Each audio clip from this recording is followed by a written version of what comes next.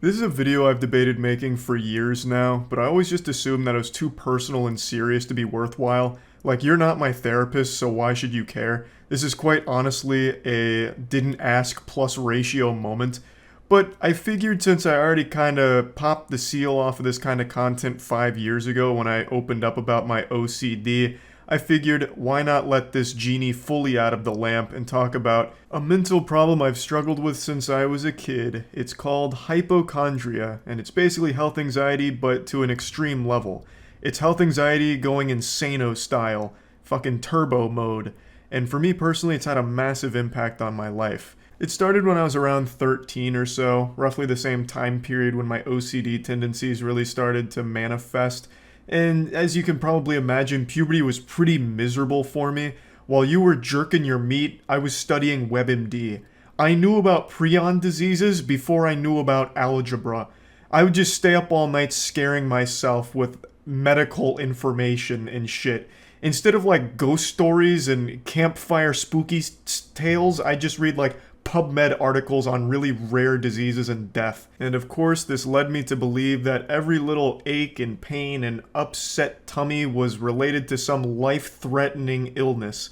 And I'd force my parents to send me to doctors and get all kinds of tests, x-rays and CT scans and shit done that were obviously unnecessary, highly unnecessary, but they indulged me. I got so many CT scans done when I was a kid, I'm surprised I didn't turn into the fucking Hulk with all the gamma radiation or something. And of course, not only were they unnecessary, but it was highly dangerous getting that many tests and shit done. So it was counterproductive to my overall health as well. But I just couldn't help it. I had convinced myself that because I ate 2-day expired peanut butter, I'd contracted toxoplasmosis and I was panicking. I couldn't sleep. I'd just be in a constant state of anxiety, and it's all I would think about. And it's still like that to this day. Granted, it's a lot better now than when I was a kid. I no longer go to doctors for every single small ailment, because obviously I can rationalize it to myself now, but it's still something I battle today. In fact, the reason why I decided now is the right time to bring this up is because it's been getting fucking bad. I've been getting dump trucked by my hypochondria over the last week. I talked about it on stream last night, but I saw Jurassic World in theaters on Thursday. The movie's stinky, it blows ass, it's not great, but what was really awful was going to the theater for me. You see, what happened is, the movie was so boring in between the parts where the dinosaurs were doing things that I dozed off twice. Which is really rare for me, by the way. I usually never fall asleep during movies because even when they're super bad, I still find them enjoyably entertaining to make fun of. But this one was just excruciatingly uninteresting. It was like ASMR, but also with the Sandman throwing sand in my face and putting me to sleep instantly. This shit was just unbearable, so I dozed off twice. Not for long, obviously. I didn't get the blanket and pillows out and just call it a night. I had only dozed off for maybe 2 or 3 minutes total. But when I had woken up, it was during a scene in the snow, a plane had crashed, and I was pretty sure I saw a bat fly across the theater and go into the curtain next to the screen. And this sent me into an absolute fucking panic because I'm terrified of bats. And this isn't some Bruce Wayne origin story, Batman shit. I'm afraid of bats because of rabies. I don't actually have a bat phobia. In fact, the videos I see of baby bats and shit are kind of cute, but I'm afraid of bats in the wild because of rabies. I think rabies is one of the scariest diseases on the planet. Once the symptoms start, you're already dead. And there's nothing they can do about it. They have a vaccine that's a series of shots over the course of however long in order to prevent the rabies onset, and it's 100% effective as far as I know, but they can't test if you actually contracted rabies. So they only do that if there's a good reason for an exposure, like if you got scratched by a potentially rabid animal, bitten, whatever. But since I'm a goofy goober suffering from hypochondria, I have been constantly replaying the scene in my head for the last 48 hours and am convinced that while I dozed off, the bat may have bitten me, and I just didn't wake up from the bite. Because bat bites are invisible. When you get bitten by a bat, most people don't feel it because their teeth are so tiny and they don't leave any noticeable marks to the naked eye. So there's a chance that And I've read stories of people who have been bitten by bats without waking up. And bats are the number one transmitter of rabies. Most people who die from rabies are from bat bites that they didn't even know that they had.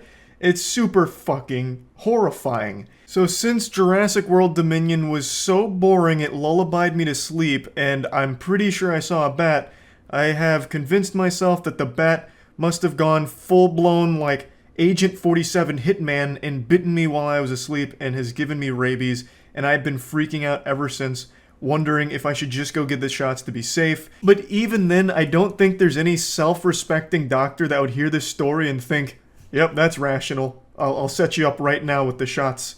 They'd probably just admit me to a psych ward. They'd lock me up in Arkham Asylum if I told them this shit. Like, I know how ridiculous it all sounds. I even had to be talked out of going back to the theater, getting tickets to the theater, and trying to hunt down the bat myself like I'm the goddamn Ghostbusters. Like, I was even thinking like full-blown Looney Tunes where I disguised myself as pest control to try and find it for the theater. I know how outrageous it all sounds. I also tried to alert the theater to the bat by calling them, but their phone, I guess, doesn't work because it never goes through. I understand how unhealthy it all is, but I can't help it. I can't stop myself from it. That's the absolute curse of being a hypochondriac. I can recognize how unlikely this whole situation is, this wild fucking fanfic. Less than 1% of bats even carry rabies in the first place. The bats in Florida are predominantly fruit bats, so they're not even like carnivorous. They're not even going for humans or anything like that. It's mainly insects and shit. I understand that. And it may not have even been a bat in the theater. The scene, I managed to find the scene online. The scene has a bunch of snow fucking rushing across the screen horizontally. And since I was waking up from like fucking 2 little cat naps, there's a chance where I was still a little woozy and not processing things correctly and got confused with a big chunk of snow being a bat that flew into the curtains. Also a possibility. I know all of the stats and how unreasonable all of this sounds, but I can't help but be afraid of it. It is awful being a hypochondriac. It is at times debilitating. I just don't think people realize how awful hypochondria can be, because that's a word that gets tossed around a lot, a label that people use pretty often, super loosely, kind of like OCD in a certain way, like, oh, I put all of my tax documents a certain way in my drawers here, I guess I'm just OCD like that. Hypochondria kind of has something similar, where it's shit like, yeah, I wash my hands every time I finish going to the bathroom because I'm a hypochondriac. It's like, what the fuck are you talking about? This is like the most basic shit ever. Hypochondria is awful. I cannot stand it, and I've worked on it my whole goddamn life since I really started to develop it. I've been working on like mitigating it and making it not as, awful and controlling. And I really have made a lot of strides over the years because it used to be a lot worse. But it's something that just doesn't fully go away. It's just one of those things that sometimes will just flare up like it has for me this week. Now, I haven't rushed to any emergency rooms or anything to tell this tale. I do have people who know how awful my hypochondria is, like, calming me down about it and, like, bringing me back to reality. So I think I'm just gonna muscle through it and really pray that my theoretical series of events that I've concocted is wrong, entirely wrong, and pray that I haven't actually been bitten by a rabid bat. Now, like I mentioned, it used to be a lot worse. I do think I've gotten pretty good at managing my hypochondria tendencies, except for this week. Obviously, I've really fallen off the wagon, but prior to this, I really do think I was doing a great job of it. And the way I accomplished, like, getting over a lot of it, since I've had it for so many years, what I found most effective is distractions. I don't know if it's the healthiest way of doing it, since it doesn't actually tackle the core problem, but distractions have just been invaluable. Whether that's distracting yourself with projects or things that you're interested in, like passion projects, whether it's developing a game, for me it's making shit, streaming, whatever. Being around friends, doing things with friends, being active, working out, playing sports, whatever. Just distractions in general, I've always found to be extremely, extremely helpful with things like hypochondria or OCD for me.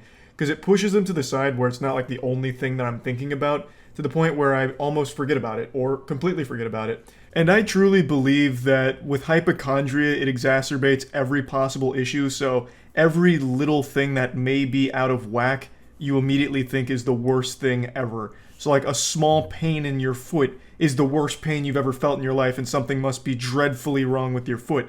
But then with distractions, you stop thinking about it as much and you realize, it feels better now. Maybe it wasn't as bad as I thought it was. Maybe it was nothing, because now it's gone.